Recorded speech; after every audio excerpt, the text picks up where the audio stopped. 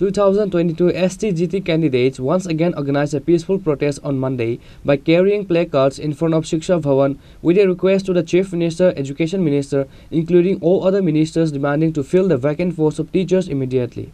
Students from many schools are in difficulties due to shortage of teachers in most of the government schools. However, the state government officials is not serious on this matter, which is why 2022 STGT candidates once again organized a peaceful protest on Monday by carrying placards in front of Shiksha Bhavan with a request to Chief Minister, Education Minister, including all other ministers, demanding to fill the vacant posts of teachers immediately. This is the 24th time, most probably the 2022 STGT candidates has requested and raised their voice to the government, but nothing works till then. As such, they are again raising their demand by protesting in front of Shiksha Bhavan. Why is the state government not making recruitment to them? 2022 সালে যে STGT exam হয়েছিল এটার এখনো result publish হয়নি এবং নিয়োগ প্রক্রিয়া এখনো সম্পন্ন হয়নি এবং আমাদের কিছু ভাই বোনরা ভিতরে গিয়েছে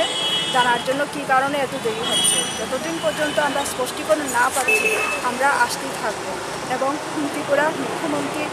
শিক্ষা দপ্তর এবং অন্যান্য মন্ত্রীবর্গের কাছে আমাদের বিনম্র নিবেদন যাতে আমাদেরকে যা এসটিজিটি উত্তীর্ণ হয়েছে সব ভাই বোনদের যাতে একসাথে নিয়োগ করে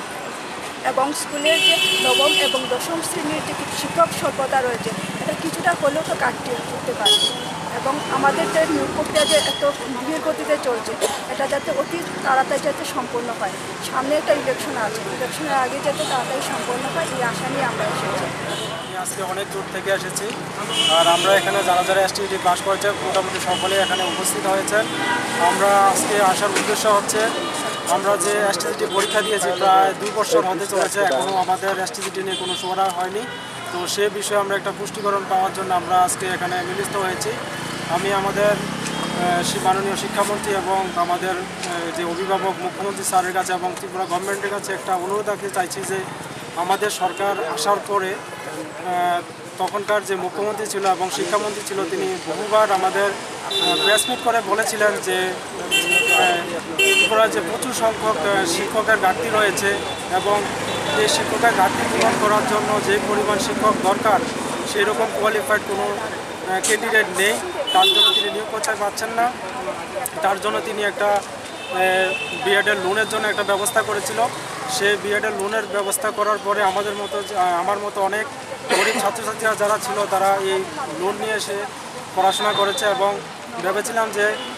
এবং বলা হয়েছিল যে যখন চাকরি পাবে তখন ধীরে ধীরে এই লোন আমাদের বেতন থেকে কেটে লোন পরিশোধ করা হবে কিন্তু এখন আমাদের এই লোনের জন্য প্রচুর পরিমাণে ব্যাংক থেকে প্রেশার দিচ্ছে বারবার নোটিশের পর নোটিশ দিচ্ছে এই যে আমাকে বারবার নোটিশ দিচ্ছে যে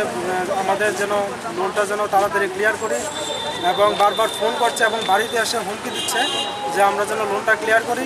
না হয় যেন আমাদের কোর্টের রাস্তায় যেতে হবে আইনের দ্বারস্থ হতে হবে এবং আমাদের বাড়িঘরও নিলামে উঠতে পারে এরকমভাবে হুমকি দিচ্ছে তো এখন স্যার আপনার কাছে আমি একটাই অনুরোধ রাখতে চাইছি যে স্যার আপনাদের এই আশ্বাসটা পেয়ে আমি বিএডটা করেছিলাম না হয় আমার মতো গরিব স্টুডেন্ট বিএড করতে মানে কোনো ছিল না যে বিএড করতে পারবো তো এখন স্যার আমি তো মানে বিএড করে ফেসেই গেছে এখন আমার সাথে সাথে আমার পরিবারও এটাতে ফেসে গেছে বারবার আমার সাথে সাথে আমার পরিবারেও এসে বারবার হুমকি দিচ্ছে যে লোন যাতে তাড়াতাড়ি দেয় যে মা বাবা আমাদেরকে এত কষ্ট করে পড়াশোনা করিয়েছে সেই কষ্টের ফল আমরা আজকে ওদেরকে একটু শান্তি দেবো তার উল্টা মানে আমাদের জন্য ওরা আরও ফেসে গেছে ওদেরকে বারবার হুমকি দিচ্ছে স্যার আমি রিকোয়েস্ট করবো স্যার আমাদের ত্রিপুরাতে প্রতিনিয়ত লক্ষ্য করলে দেখা যায় যে প্রচুর সংখ্যক টিচারের ঘাটতি রয়েছে বিশেষ করে 9-10 যে শিক্ষক স্কুলগুলিতে শিক্ষক বিগত 4-5 বছর ধরে কোনো টিচার নিয়োগ হচ্ছে না যার জন্য শিক্ষার অনেক ব্যাঘাত ঘটছে তো সেই পরিমাণে আমাদের স্যার এত সংখ্যক স্টুডেন্ট আশা করি পাস করেনি আমাদেরকে সকলকে একসাথে নিয়োগ করা যায় স্যার আমাদের সাথে সাথে আমাদের পরিবারের সকল লোকই স্যার আপনার দিকে মুখ চেয়ে তাকিয়ে আছি স্যার আপনারা আমাদেরকে উদ্ধার করবেন এটা আশা রেখে স্যার আমি আপনার কাছে একটা আবেদন রাখছি স্যার